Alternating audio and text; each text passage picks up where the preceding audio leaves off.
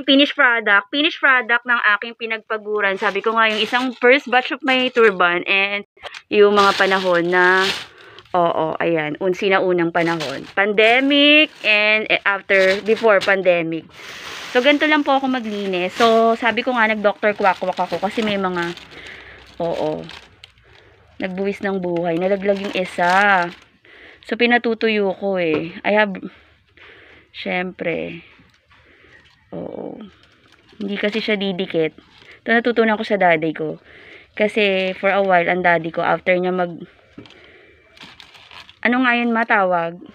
Sapato, yung nag-a-apply. Hindi yung natapos na yun ni daddy, yung service. Nakalimutan, retired.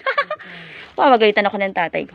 After niya mag-retire, nag-business siya. Aside from printing press, meron po ang printing press. Kaso hindi nga nagtagal, no? Dahil nga, mabilis yung changes of technology.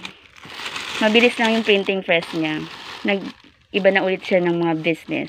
Pero may show, ano siya? Oo, meron siya. Siya talaga. Turo niya sa akin, patuyuin mo taba ang rugby. Dahil pag hindi pinatuyo, hindi didikit. So, yan lang mga aral ng buhay. So, nililigpit ko na.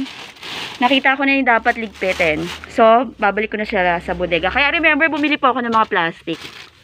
Yung mga luma, gagamitin ko na yon sa iniipon kong basura na papakinabangan po ni Mang Fredo.